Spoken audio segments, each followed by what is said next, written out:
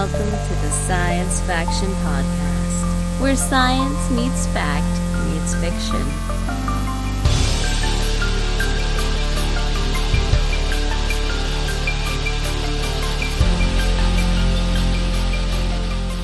This is Science Faction for the week of June 28th, 2026. I'm one of your hosts, Stephen Dominguez, and with me this fine Sunday evening is just one sad, sorry soul that has found their way around the sun once again. It is a wonderful, nice evening, and I am one sad, sorry soul, and I'm Benjamin Daniel Lawless. Devin's not here, you guys. Nope. I'm sorry. No, We Devin. tried. We did. I gave him a lot of options, and he said, no thank you to one. And And that was it. yeah, I was like, well, we could do Sunday night. We could do, like lunchtime Monday or Tuesday. He's like, I can't do Sunday night. You guys record without me. And I'm like, okay. I think that was just Devin's shorthand way of saying, like, none of this works for me, but I have to respond somehow, but I'm super lazy and only want to type out, a couple of words.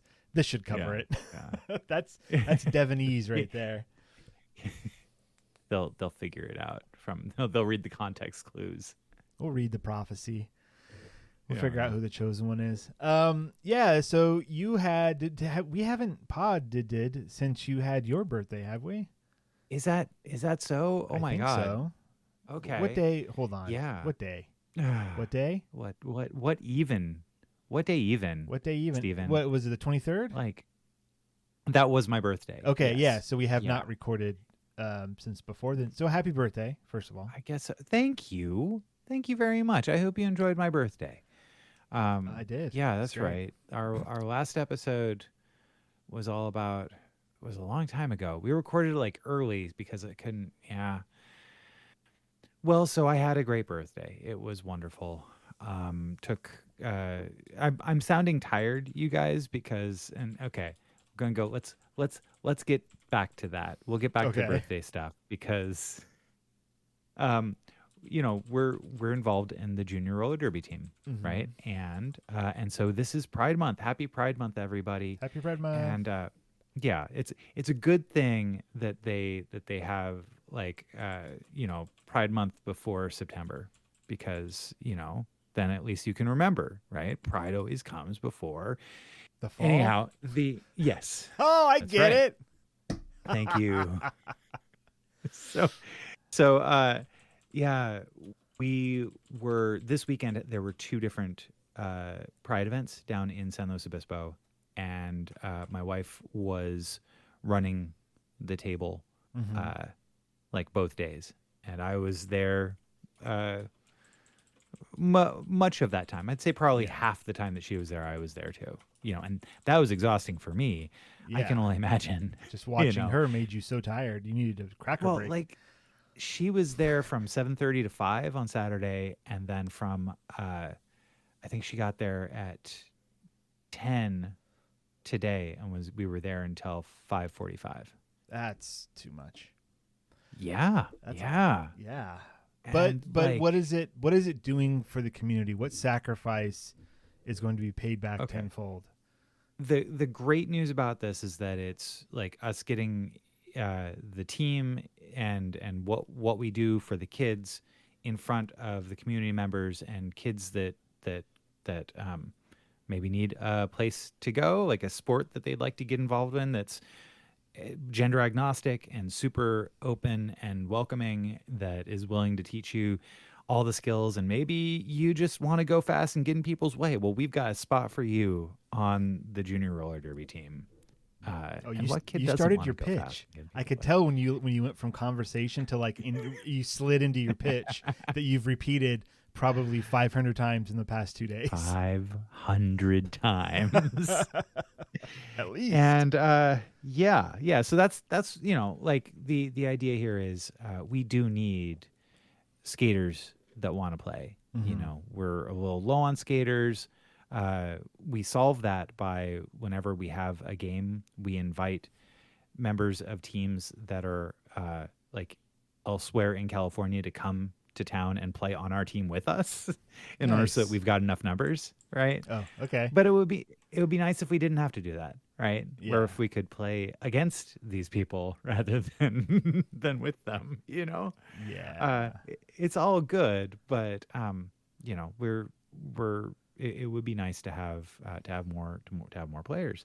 And yeah, so this is one way of like outreaching to the community. So often we hear, I didn't know we had a junior roller derby team. Well, guess what? This is me informing you, you know? Yeah. And like, so now everyone that you told in the past 2 days knows, plus our 2 patrons at least. Yeah, at least. So spread the word. Yeah. You know, tell your friends, you know, if you've got any, if there are kids that are around that sounds like they'd be into it. All Kids kids from 7 to 17. All kids have a skating phase, don't they? I would I think imagine. so. I did. I certainly did. I certainly did. I Yeah, did. man. I did skates. I did skateboards. I had a scooter at one point when I was a kid. You know, right? It's a like we were kids too once. Young people. There must be some kind of correlation to like kids as they grow up. They go through like the different phases of human evolution. Like first it's like, oh, fire. Yeah. Like when they see fire, it's like, this is insane. And then a few years later, it's like wheels. I need to put wheels on everything. You know, Yeah, and then it just goes on. And now, there. like we're in the phase of like my knees can't not handle this. They cannot handle this. Well, we're elders. We're supposed to be in huts, knees. just sitting there, being doted upon. We're in our 40s, man. We're ancient. When were you last doted upon? Man. Father's Day.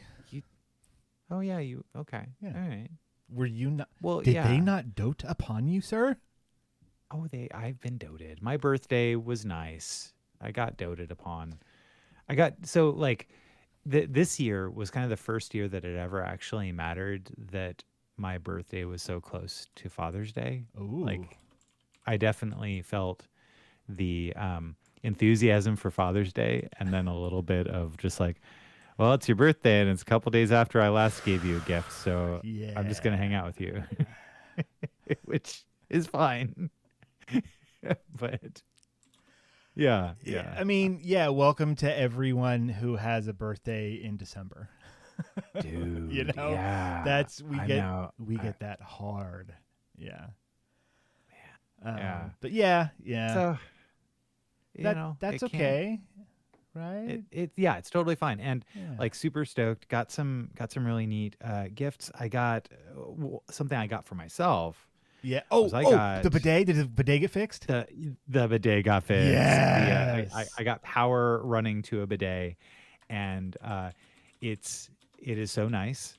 I will say that since it's lay without use for so long, is it a little bit of a don't? It makes a little bit of a don't. That's yes. Sorry. Power to the bidet or a little bit of the bedon't. A little bit of the bedon't. Yeah. I'm glad we think we're funny. Yeah. But it smells a little when because there's like a little heating element that will blow warm air on you when you press the button. So like, when it's blowing air on me, it smells a little weird. I'll tell you that. Well, it's burning off all the dust and mold and mildew. Yes, exactly. It's likely just something I just need to go in and like scrub something on it. Yeah. Some of the power converters from Toshi Station or whatever, and then we'll be good. I think 100% that is the problem. Yes. Yeah. Yeah. So then,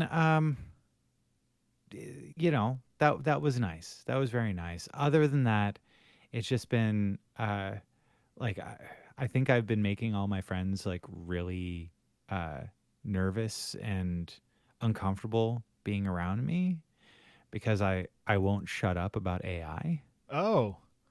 Yeah. So let me see what's on my list here. My kid had a birthday today. Let's talk about that. Yeah. No, man, you cornered me. No, we were having a conversation. I sure did.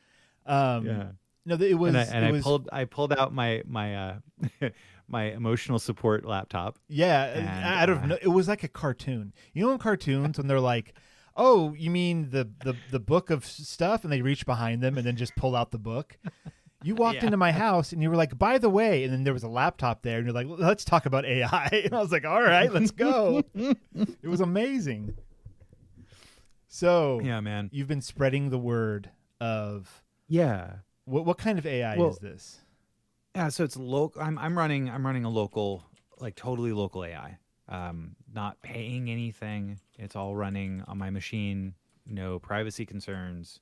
And it took a lot of banging my head against the wall in order to figure it out.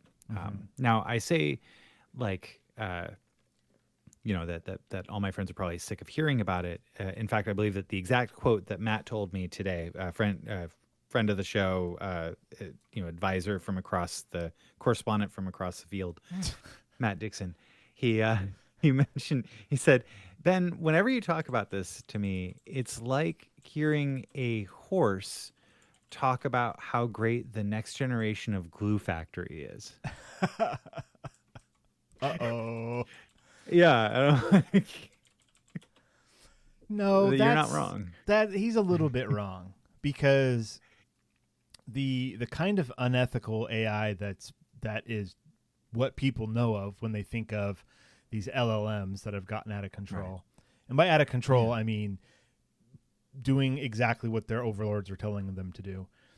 That's different than so that corporate AI, like that's going to be different. Corporate AI versus local AI, right? Like the corporate AI is doing stuff with your information, taking things unethically, using them without permission. Like there's all of these bad things, destroying the planet. The big processing centers, the data centers. Sure, there's all of that is like you can kind of group under this terrible umbrella of corporate AI. But the tool aspect of AI, where you can use it to automate things, like, hey, here's this process that I can do and, waste 8 hours of my life doing it. Or I spend an hour and now I have a program that can do it. It's when you're using it as a tool, then I find I have no problem with it whatsoever. And this local AI feels more like tool usage than corporate usage. It's kind of like, when, I'm sure you don't have any familiarity with this, Stephen, but like you get a 3D printer. And I imagine that someone that's a 3D printerist would, they're like, oh, hey, look at all this stuff I can solve now.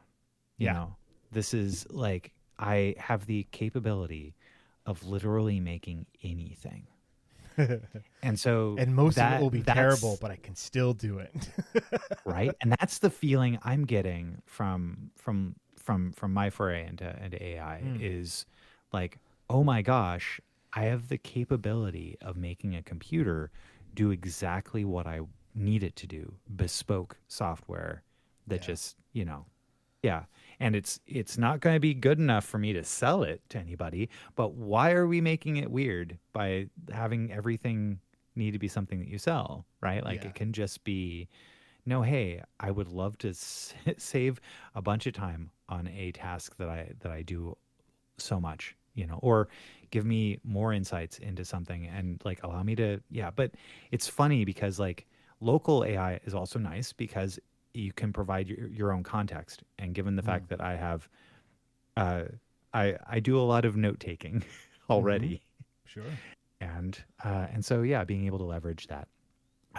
I will say kind of as a little, like, if anybody's interested in this and they're running into problems with it, one thing that's really helpful, I love Notebook LM, which is Google's large language model that basically only references material you give it, as well as like you can say, oh, hey, run a Google search on this and it'll come up with sources too based on it. But then it'll give you answers only based on what you like give it as sources. So if we had like a 100-page scientific document and we were like, this is great, but like I'm looking for very specific references or whatever, you can feed that into the Google LLM or the, what was it called again?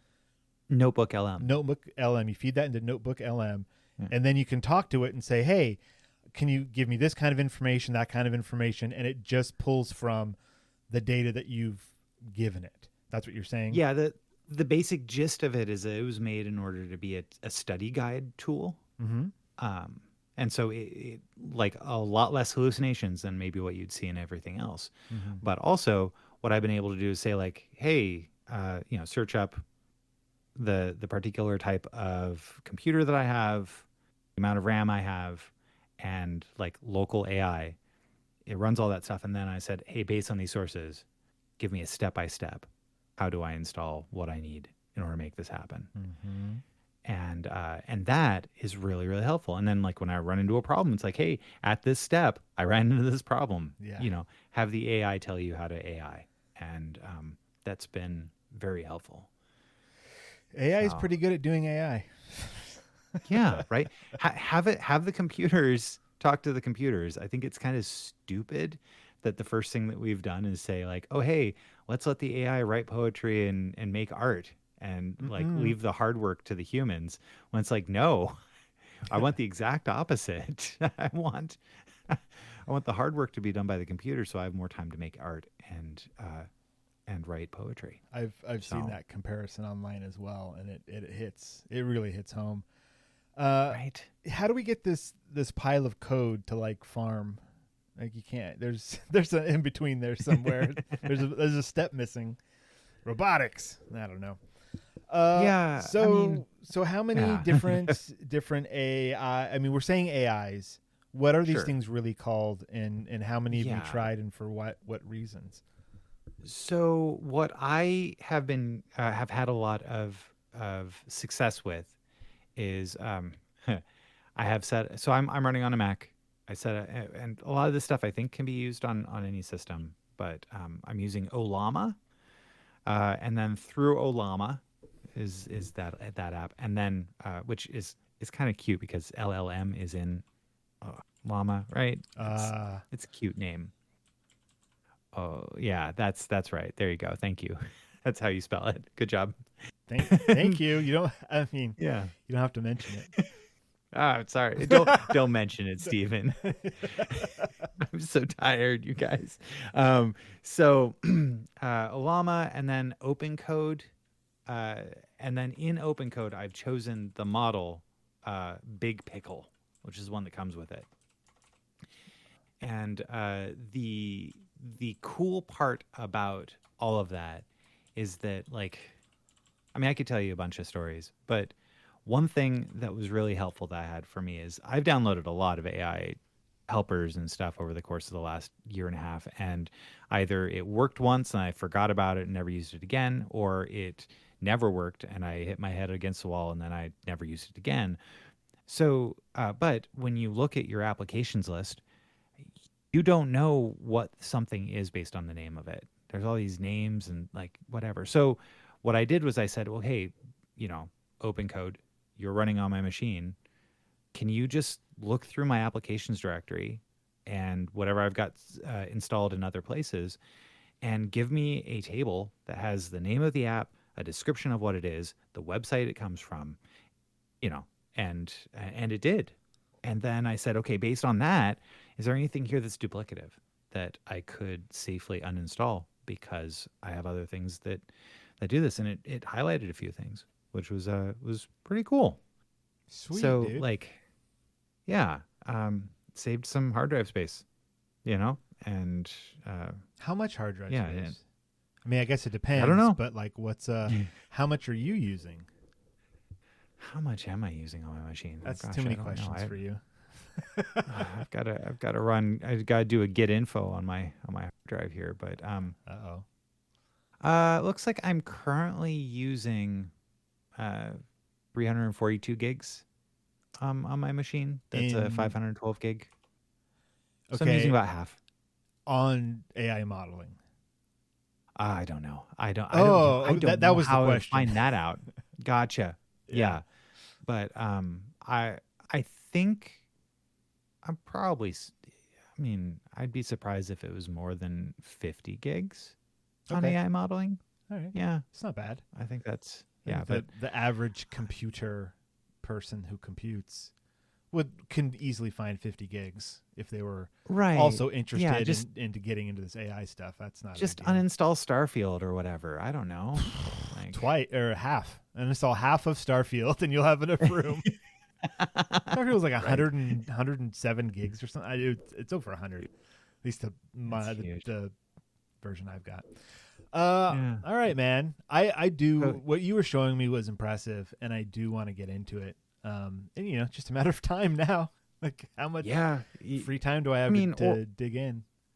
Yeah, or not. But like, a lot of people are saying like, oh yeah, well, I got to learn it anyway because the entire world's heading toward it. It's like, maybe not. Maybe you just need to find a problem that could be solved by it, and then that will encourage you to do it. Don't go hunting like for, oh, I'm just going to learn AI without having a problem to solve. You're probably not going to get very far. At least I didn't. What if your problem to solve is not enough money for rent and food? I mean, do you think that learning that seems, I would imagine there's too many more steps I broke Ben. after that. Ben's broken. I did it. It's like, oh, step 6, profit. But like, what about steps 2 through 5? Like, step 1, poor. Step 20, rich. Now we just need to fill in the gaps. Easy. Ask AI. Ask AI. Yeah. All right. I'm going to give you a break because I got to talk now. Please. You're welcome. Oh, my God. Speaking of birthdays, segue from 20 minutes ago.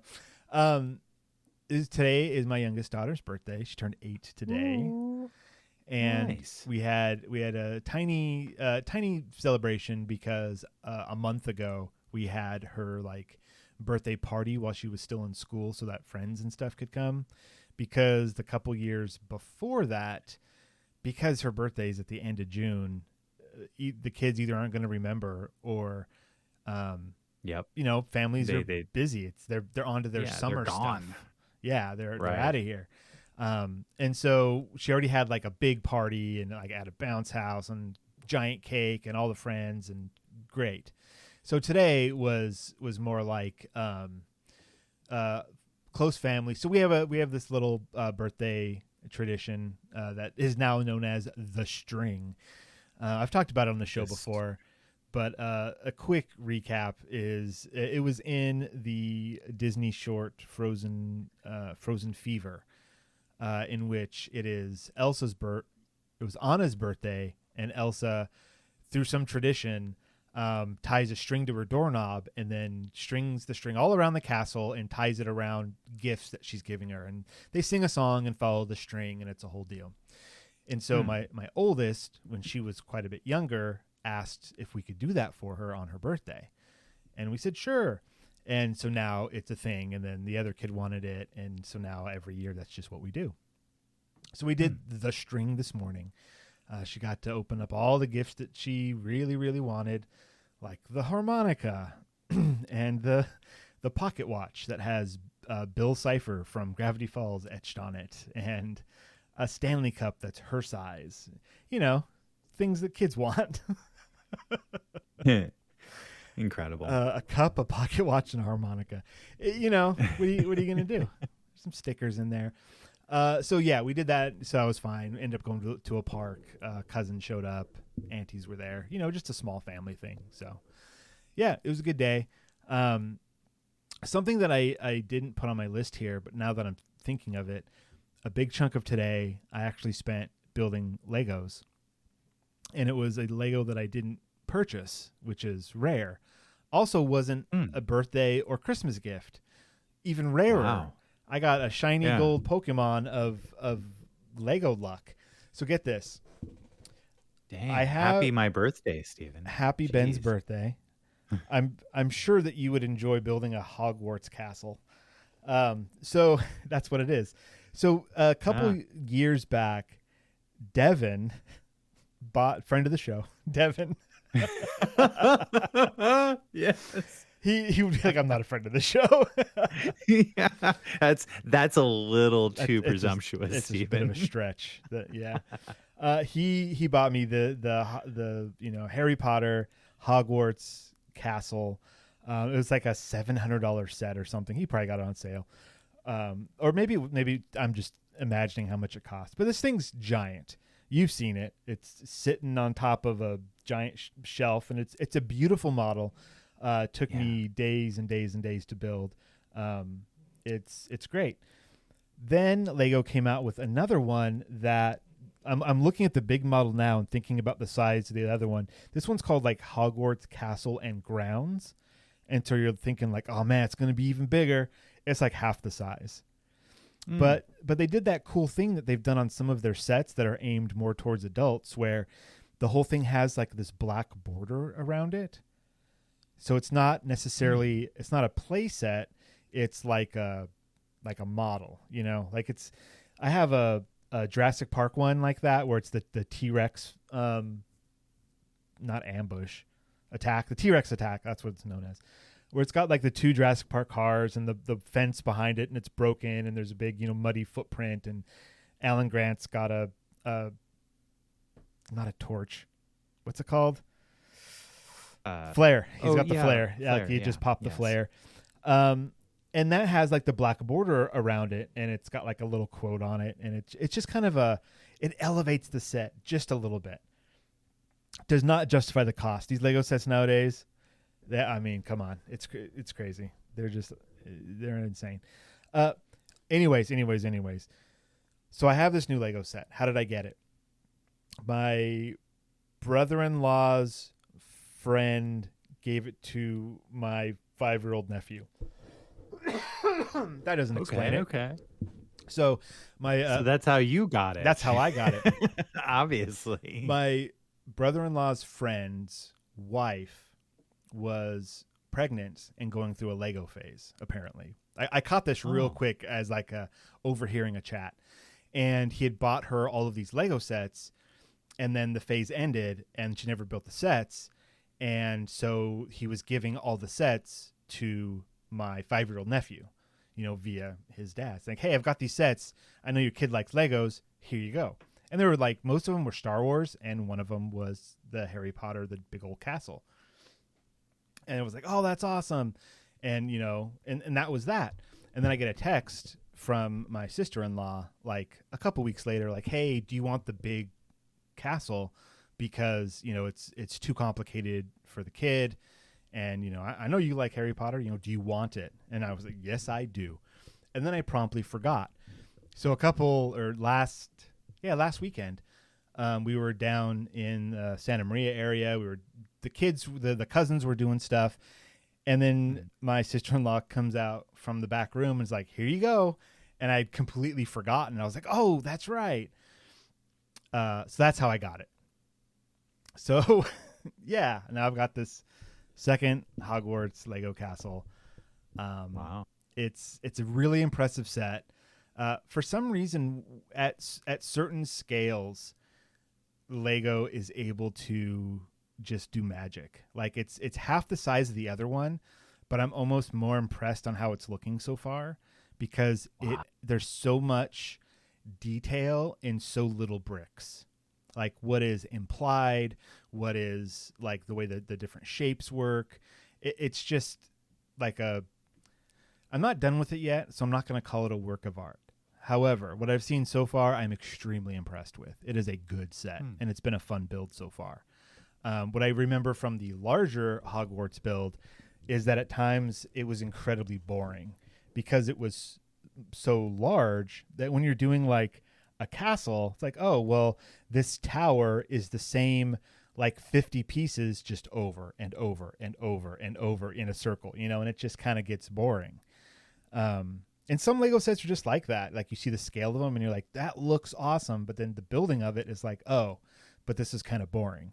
And then some sets you're like, I don't know how they did this, but they injected it with fun, because I had fun every single page I flipped. I was like, all right, let's do the next thing. And Excellent. I don't know how much of that should be attributed to the Lego designers, versus just like happenstance. Like, look, we had to make this thing, and this just happens to be the only way it can be built, or like, the most efficient or whatever. Versus like, okay, every step of the way, we have to make sure that the builder is engaged. And I'm just curious if any Lego builders, if any master builders are listening, hit us up. That's never going to happen. So I'm about halfway through with building that version of the castle now. And so that's been fun. I wasn't going to talk about that. I'd forgotten, but there you go. Lego nonsense from me. There you go. I will talk about one other thing. I know we just hit that 30-minute mark, but I got to mention it because I forgot last week. Or last week it hadn't happened yet. Hot D returns, my friend. I got to watch it, man. That's awesome. Yeah, House of the Dragon. House of the Dragon season 3. The spin-off of the Game of Thrones. The sequel to the prequel to Night of the Seven Kingdoms. Oh, interesting. I mean, they're all not really. They're all in the same world. It just it's earlier in the timeline, that's all. Yeah, but like I don't know. I mean, I know it's like the same families, right? The same houses. Yeah, but different vibes. I don't know. 1,000%. Very different vibes. Yeah. This is the sad boys vibe, sad girls vibe. This is all. Yeah, that nothing good is happening. And angry. It's the dance of the dragons, and when the dragons dance, we all lose. I don't know. There's some quote. I don't remember it. But yeah, it's a great show, and I'm really excited. Is the season going good so far? So there's only been the premiere. I think tonight another episode is coming out, but it's not out yet. The first episode was like, I want to say it was like an hour and 20 minutes or so, maybe an hour and a half. It was long. I watched it 2 separate sit downs because it was just too long. Unfortunately, I should have liked it more, but the story pacing didn't allow it. So the end of the second season was like, war's coming. And then the beginning of this season is, here's the war. But it's been a few years since like the momentum isn't there anymore. I don't remember who all 20 of these main characters are. It's still very much like it's an ensemble cast. There are lots of moving pieces, which is why the show is so good. However, it kind of starts in media res, where it's like, hey, remember where we left off? Here we go. And I don't remember a lot of what was going on with these people, and all of them have the exact same name. And that's really confusing. There's so many white-haired evil people. I don't know who to root for anymore. I forgot. So yeah, still like top-tier television. The acting, the effects. There's a and this is something that I've since found that the fandom who have read Fire and Blood, which is like the chronicles of the Targaryen family as told by unreliable narrators, right? That's what that is. And then the show kind of adapts that, but then they can tweak things because the book they were all unreliable narrators anyway. So you can kind of adjust things for the show as is required. But this war-like event that happened in this episode was apparently like hotly anticipated. Like, all right, they're going to do this thing. Like, I can't wait to see it. And I had no idea that it was coming because I haven't read that, and I haven't been into this whole fandom for a while. Well, I mean, last time it was A Night of the Seven Kingdoms, which is a different era. So like there was no dots to connect yet except for houses, Anyways, so a big war thing happens. It looks absolutely incredible. I didn't know what was happening probably about 20 to 30% of the time because I didn't remember the importance of characters and where they were headed and what the stakes were. Really, it was the stakes of all these individual characters. I just didn't remember. I guess that's my fault. I feel like if someone was binging the show through season 2 right into season 3, it'll be absolutely fantastic. it'll be beautiful to be like the end of this season just ended and like wrapped up a bunch of threads. But this new thread is coming, and then here's the thread, and then you just go, right? Like that's great.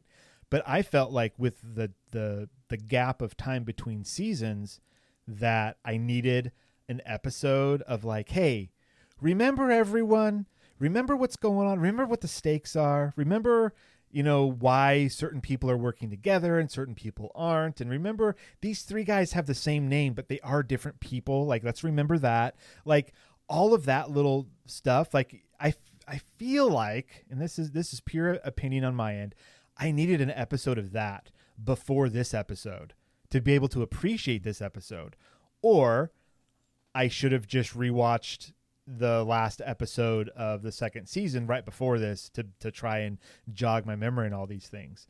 But I don't have that kind of time. So I just jumped in there.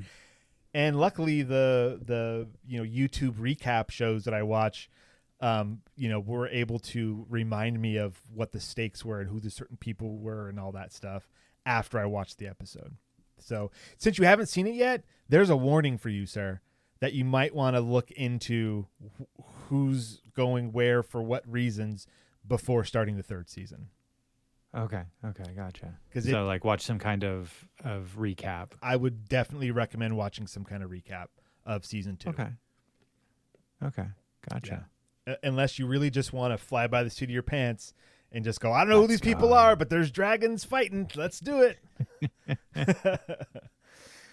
But yeah. I'm excited for this season. It's looking cool, and as soon as my brain catches up with who these people were, let's go. Nice. Yeah, let's go. All right, excellent. All right, is it time to take a break? Dude, we might as well. I think we definitely should. We're going to go ahead and take a break. Just another quick reminder to our listeners, we are hitting the big old pause button on book club for the summer. We will get back to it eventually, but we're not doing it right now. So we're going to take a break. And when we come back, we are doing future or now. No. I love that every single time I get an echo from you. It's my favorite part of the show. I'm gonna keep it coming. Just gotta keep it coming. Excellent. So we'll be right back. Oh wow, another free listener. Incredible. Look, I love that you're here, but let's be real. You could be getting so much more. Bonus episodes, unfiltered takes, behind the scenes chaos. All you have to do is join our Patreon at patreon.com/sciencefactionpodcast, or don't. But if you don't, just know that somewhere in a parallel universe, a better version of you already has. And we're back. Hello, and a big thank you to our patrons, Renee and Josh. You guys are great, and even if Devin doesn't want to thank you, that's okay. He's just a friend of the show. You guys are our patrons, so forget him. You guys are family. That was a terrible Vin Diesel. I just made up a noise. Okay. One other thing I gotta say. Ben. Yeah. I'm a little disappointed in your mother because I did not receive an email from her telling us an embarrassing story about you. So, once again, she remembers the day I was Martha. Born. I'm waiting. I really thought this is if she's decided that's not something that she's going to do, I'm 100% A-okay with that. However, I really did anticipate something right away. I don't know. Like she's probably busy with, life. Yes. Yeah. 100%. Yeah. She made me an incredible card. It was, a card. She likes to do collages, and so she made me a little collage card, and on it had a robot with a bunch of like birds and flowers on it. Oh, cool. Very, very reminiscent of the Monk and Robot. Monk and Robot. I was gonna say immediately. By Becky Chambers, but also was it was kind of an illustration of the latest Rose Bowl parade float by Cal Poly. Slow Oh. by my alma mater, I have no idea. which was a robot. Yeah. So Oh, cool. yeah, it was pretty slick. I very much like it, Mom. Thank you. Happy my birthday. You're great. You're awesome, Martha. Yeah. But here we go. We got future or now. Now. That felt wrong. You know, every time you do that, you it just warms my heart, man. I'm good. So glad. I know this is the first time, but it's just like the first time. It's every time it's like the first time with you, Ben. What are we talking about? Future or know, now? Tell me about streaming services immediately. Yeah. Yes. So, you know how much I dislike the fact that capitalism is a thing. Well, here's a little fight against the absolutely horrible things that are happening in with streaming services. So, something that is super cool is that California signed a bill back in October of last year that prohibits any video streaming service from transmitting the audio of commercial advertisements louder than the video content that the advertisements accompany in the state. That's amazing. And that bill is going to go into effect July 1st here in California. Has that been a problem? Well, I wouldn't know, Stephen. Has it been a problem? I'm thinking about it, and most streaming services, it was kind of funny. We just went through like all of our finances, and we're like, hey, we have a lot of stuff that we had signed up for during the pandemic that we don't need anymore. So we just went through and unsubscribed to a bunch of stuff. But good for you. Thank you. The main things that we watch, we typically splurge on the ad-free options because we can. We are that. Well, not gifted yet. What's that? Yet privileged. Privileged. Right? Yes, we are that privileged. Thank you. But that doesn't keep you from seeing the advertisements that they give you.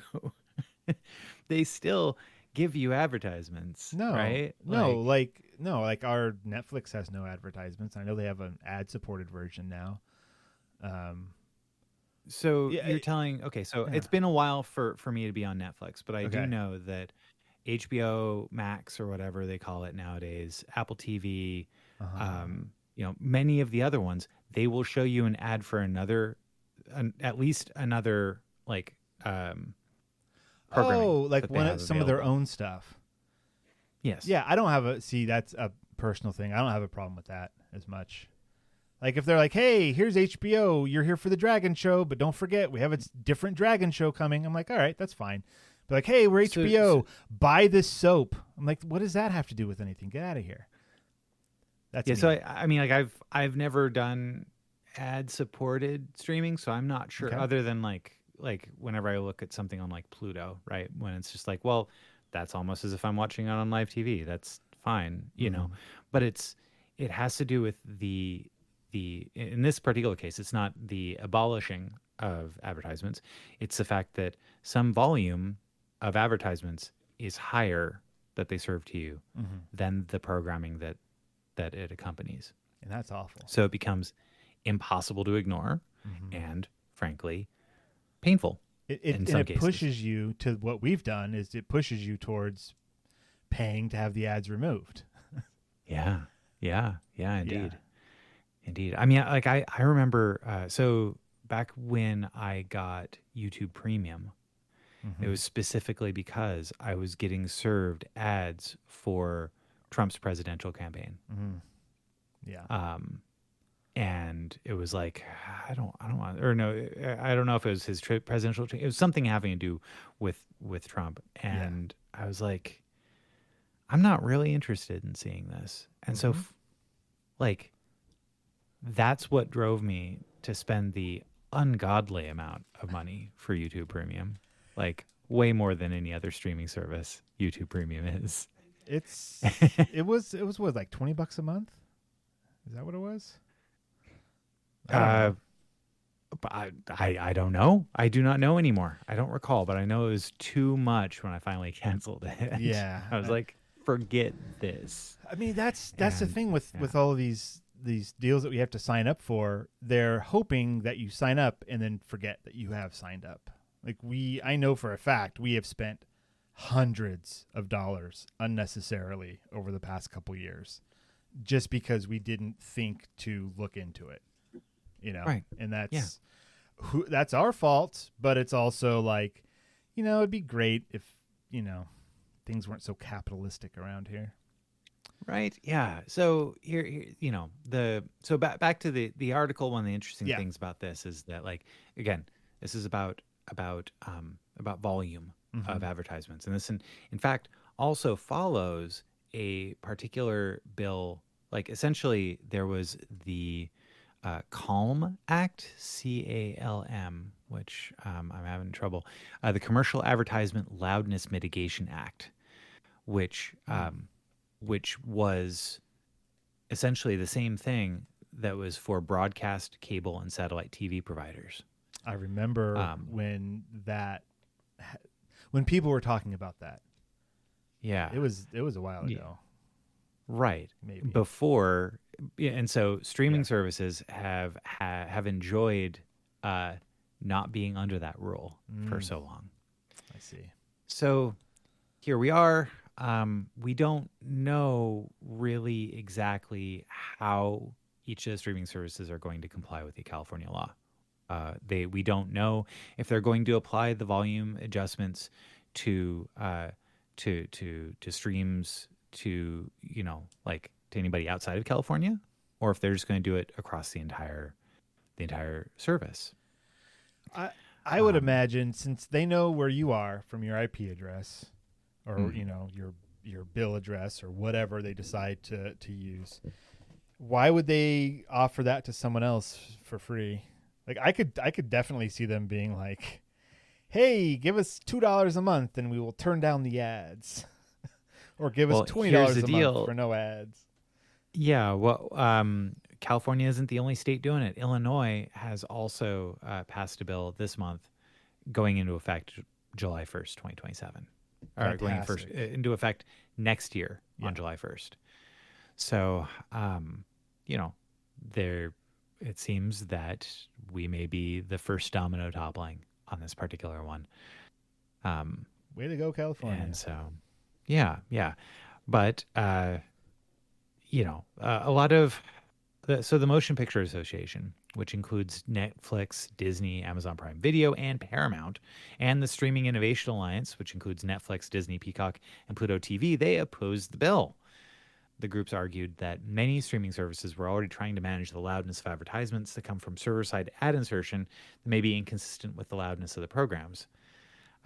Basically saying that server-side ads can have differing volumes just due to companies using different various encoding pipelines. Well, no duh. Same thing with all of the shows that are on your network. Yeah. So it was kind of a non-answer, and the FCC did say it received at least 1,700 complaints about advertisements being louder than the programming in 2024 alone. So, here's hoping that we get a little bit of ease and we don't have advertisements screaming in our face in July. We already have so much screaming in our face at all times. Can we not? We just calm it down just a little bit. Chill out, man. We just clean this mess. Can it just stay? Can it just stay clean for 5 minutes? Nope. All right. This is like the most dad. This is a very dad segment episode. This whole thing's been very dad. I'm going to talk about this AI. I'm going to talk about my Lego sets. Well, guess what? Let's talk about some planets, y'all. Yeah. I'm going to go ahead and do my science here. This comes from Science Daily. It was published today. And the title is James Webb Uncovers Exotic Salt Clouds on a Mysterious Pink World. Ooh. Let's unpack that. Yeah. So, I mean, Pink is the dad's color, so If let's go. you proudly wear pink and you're a dad, that's all you need. It's fine. That's great. I mean, that's what I do. That's So it's like, perfect. I'm waiting. Yeah, excellent. Thank you. Yeah. Thanks, man. Astronomers have finally cracked the mystery of the famous pink planet, a strange world 57 light years away that has puzzled scientists for more than a decade. Using the James Webb Space Telescope, researchers discovered that its atmosphere contains water vapor, methane, carbon dioxide, ammonia, and something never directly confirmed before in such an object: salty clouds. Oh, wow. Okay. Yeah. So this is pretty neat. So this planet was first discovered 15 years ago. Let's see. The findings provide some of the first direct evidence that salt clouds can exist in the atmosphere of a cold planetary object, confirming a prediction scientists first made more than 15 years ago. The results also highlight JWST, that's the James Webb Space Telescope. Is that what it's called? Yeah. Yep. James Webb Space Telescope. That's the one. Got it. Ability to study extremely cold and faint worlds that are beyond the reach of ground-based observatories. So really, like the salt cloud thing, incredible discovery. The other bit that's really super cool is that because the light from this planet and its star is so faint, it's really hard to see with ground-based observatories. We needed something out there like the James Webb Space Telescope. Telescope? Yes. Yes. We needed something like that because it's super big, super powerful, and it's away from Earth enough that it doesn't get some of the obstruction that ground-based observatories would get. There's twofold awesome things happening here. So here's the deal with this pink planet. The pink planet is the coldest companion ever discovered using ground-based instruments, said Northwestern's Anish Babaraj, who led the study. Quote, many teams all around the world performed follow-up observations to study its light, but it was too faint for ground-based instruments. That made it a perfect target for JWST. When we finally obtained its spectrum, it immediately looked interesting. But once we started digging deeper into the data, we realized it was not like anything we had analyzed before. So all that we can, like the only information that we can get from these distant objects is what is radiated toward us. Typically light. There are other spectrums that we look at as well. Gamma, X-ray, but these are all wavelengths of light. Not necessarily visible light, but it's all light. So all that we can get from these objects is light. So then we have to then take what light we receive and analyze to see, okay, what did this light bounce off of to get and then get to us? So then we can say, oh, it bounced off of because it's in this spectrum, it's this color, it's all this information. We can say, oh, this bounced off of this kind of planet or this kind of star. So, first discovered in 2013, the pink planet, formerly known as GJ504b, orbits a sun-like star about 57 light years from Earth. Despite its nickname, researchers are not certain that it is actually a planet. With a mass roughly 25 times that of Jupiter, it's big. GJ504b lies near the boundary between giant planets and brown dwarfs. Because of this ambiguity, astronomers classify it as a planetary mass companion, an object with planet-like mass that orbits a star. It could be that it's in between phases, or it's expanding, or it's shrinking, or it's heating up, or it's cooling. Let's discover. Its low temperature has added to its intrigue. Most directly imaged exoplanets have temperatures ranging from about 1,000 to 2,000 degrees Fahrenheit.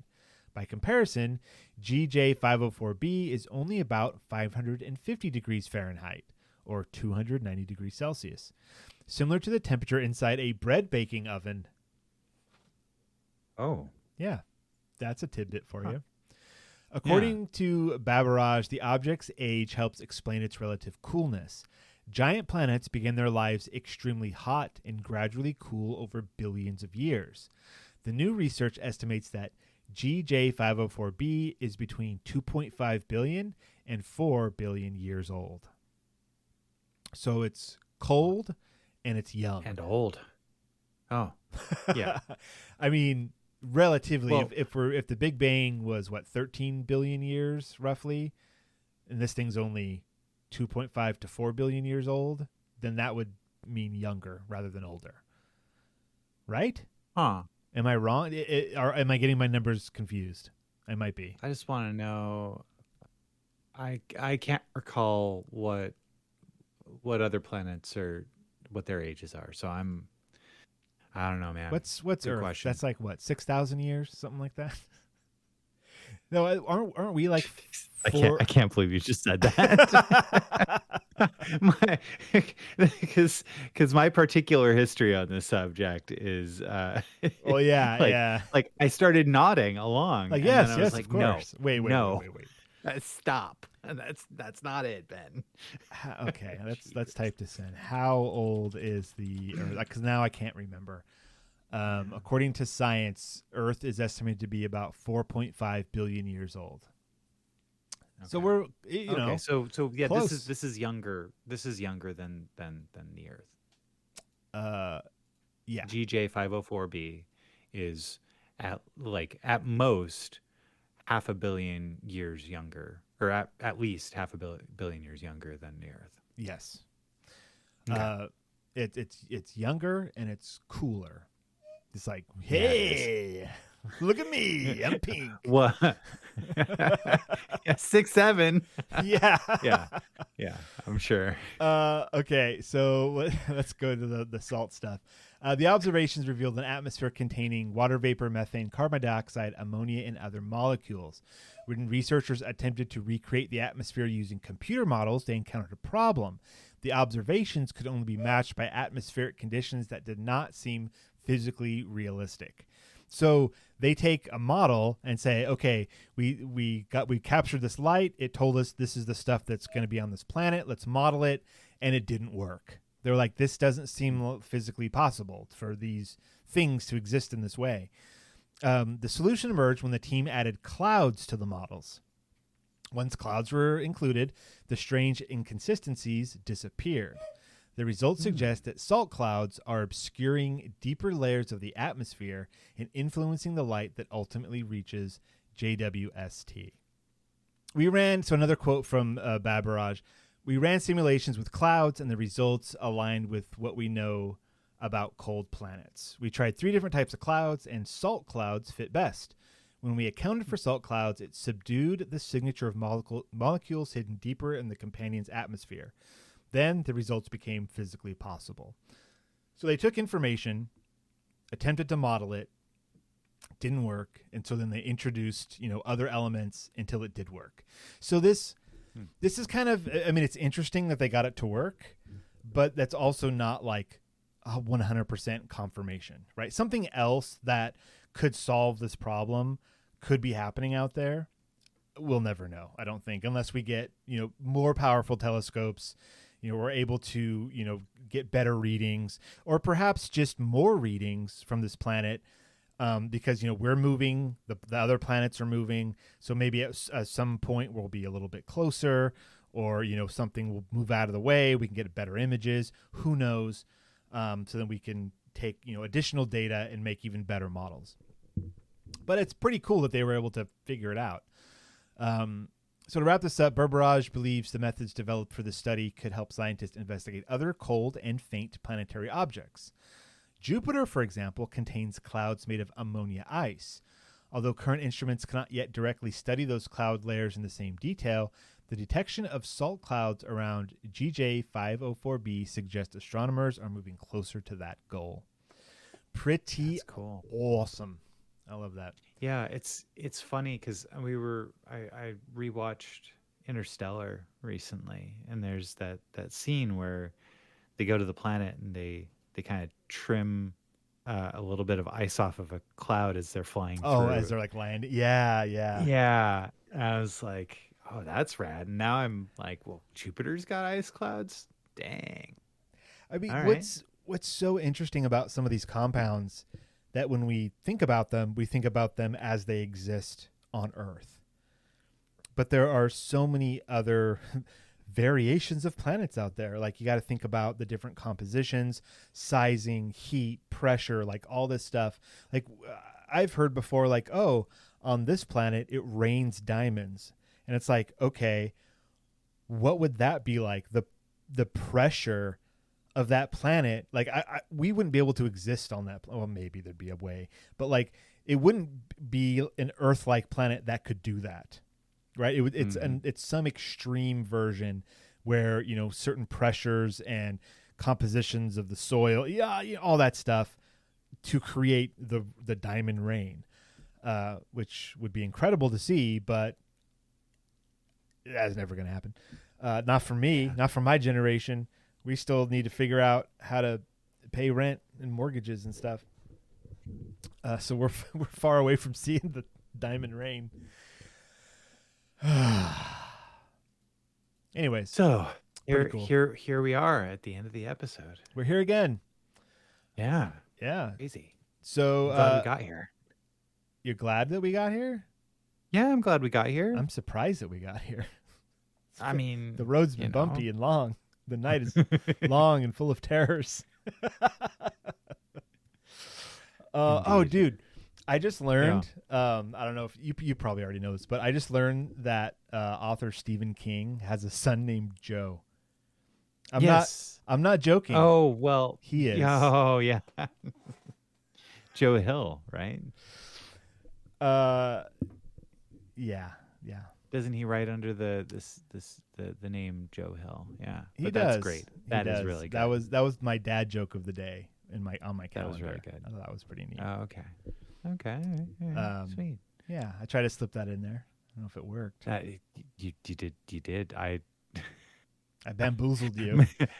Well, here I'm just the idiot thinking you're talking about real things, and and you were, but I was, but in a facetious manner. Let's end this. Do you have any final words for us, Ben? Well, yeah, I tried to get a loan to write a book about trigonometry, but I couldn't get anyone to co-sign. Good night, everybody.